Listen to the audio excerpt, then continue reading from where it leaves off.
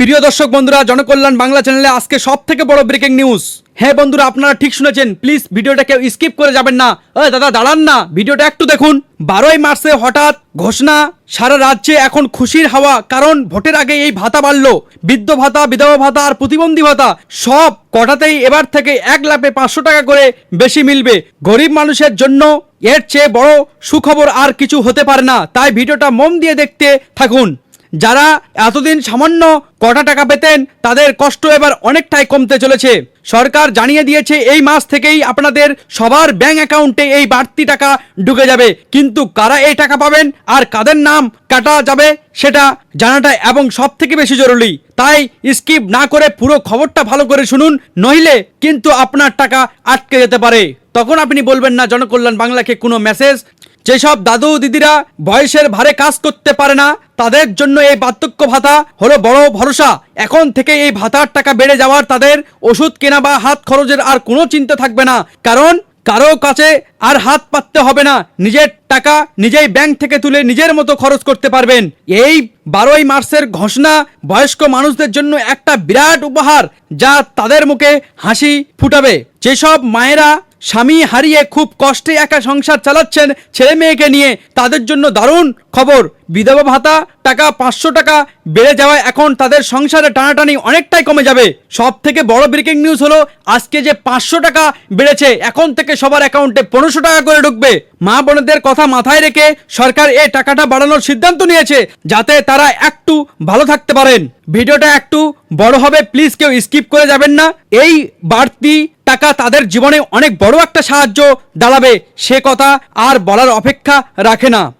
আর যে সমস্ত মানুষ শারীরিক কারণে কাজ করতে পারে না, তাদের জন্য প্রতিবন্ধী ভাতাও বাড়ানো হলো।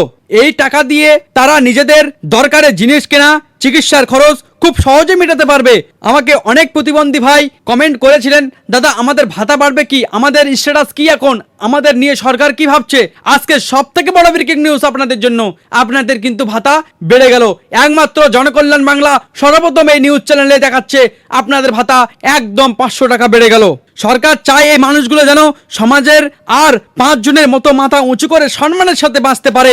মনের জোর আরও অনেকটাই বাড়িয়ে দিবে বলে সবাই মনে করছেন।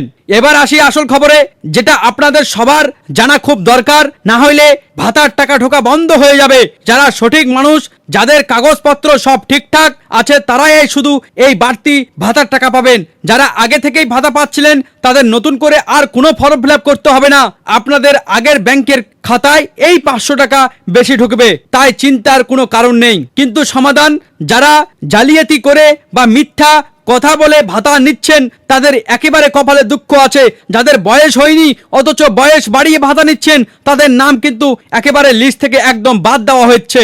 সরকার পরিষ্কার জানিয়ে দিয়েছে, সরকারি চাকরি করা বা বড়লোক কেউ যদি এই ভাতা নেয়, তাহলে কড়া ব্যবস্থা নেওয়া হবে।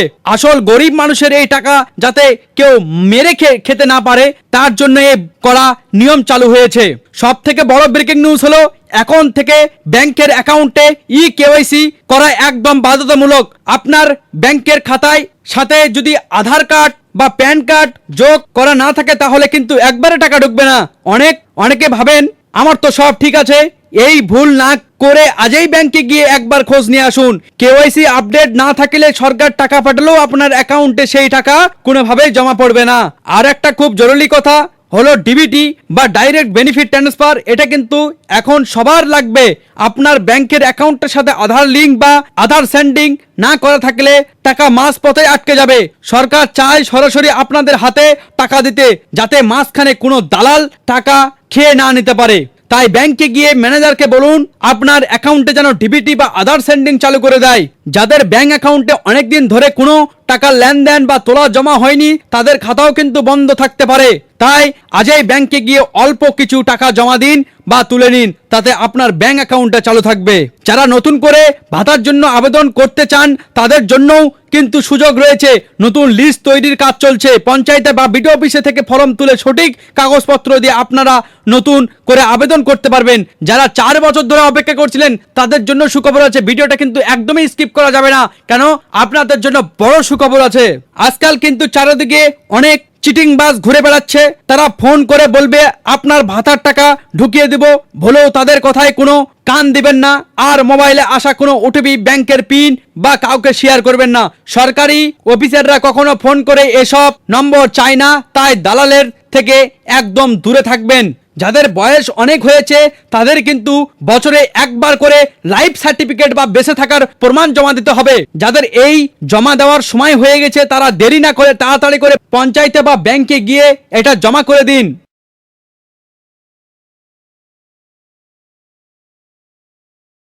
12ই মার্চে ঘোষণা প্রমাণ করে যে সরকার সাধারণ খেটে খাওয়া মানুষের কথা কতটা ভাবে।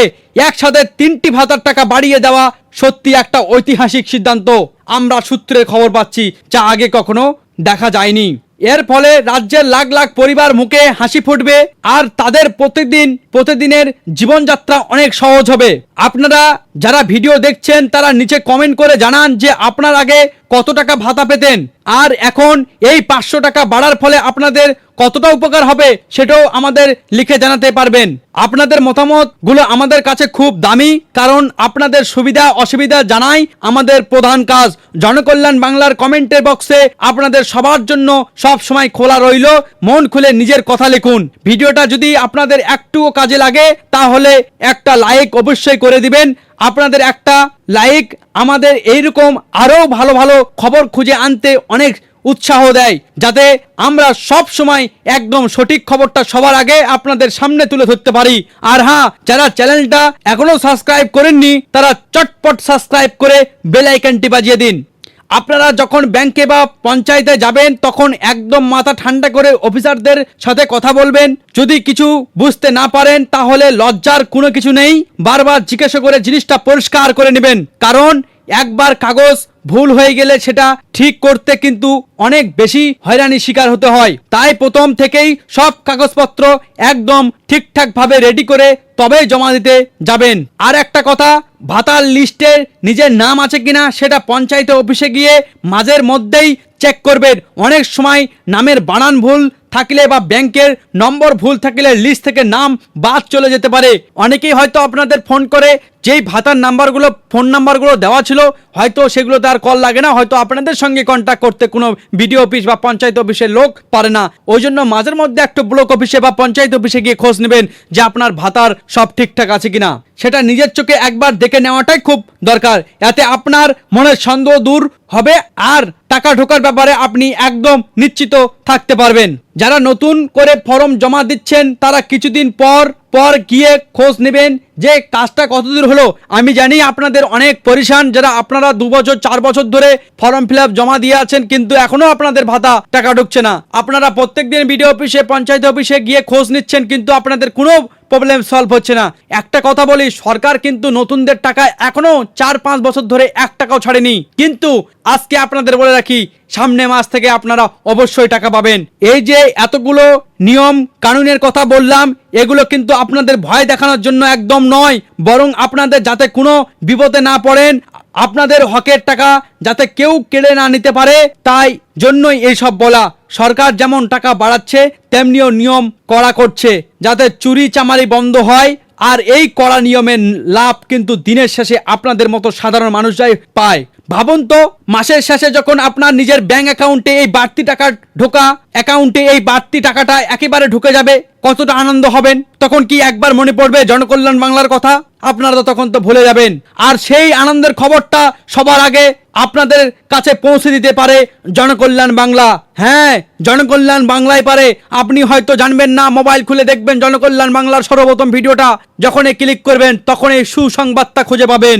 আমরা সব সময় চাই আপনারা নিজেদের অধিকারগুলো বুঝে নিন এবং কারো দয়ায় না বেঁচে নিজের পায়ে দাঁড়ান। আপনাদের যে কোনো দরকারি খবর সবচেয়ে সহজে আর পরিষ্কার করে বোঝাতেই আমাদের প্রধান লক্ষ্য।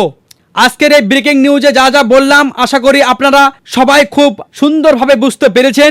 সবচেয়ে জরুরি হলো ব্যাংকের কেওয়াইসি আর ডিবিটি করা, এই দুইটা কাজ করলেই সব কমপ্লিট। আর কোনো দালাল চিটিংবাজের কথায় বিশ্বাস করবেন না। নিজের চোখ আর কান সবসময় খোলা রাখবেন। সবার আগে নিজের কাগজপত্র ঠিক রাখুন, দেখবেন কেউ আপনার টাকা আটকাতে পারবে না। আজকের মতো খবরের পালা এখানে শেষ করছি, তবে খুব তাড়াতাড়ি আবার আসবো নতুন কোনো বড় খবর নিয়ে। ততক্ষণ পর্যন্ত আপনারা সবাই ভালো থাকবেন, সুস্থ থাকবেন এবং নিজের বাড়ির লোকজনের খেয়াল রাখবেন। যে কোনো সরকারি সুযোগ সুবিধা, তাজা খবর একদম সহজ ভাষায় জানতে সব সময় চোখ রাখুন জনকল্যাণ বাংলায় পর্দায়। জয় হিন্দ, বন্দে মাতরম। সবার দিন খুব ভালো কাটুক। দেখা হচ্ছে আমাদের পরের ভিডিওতে।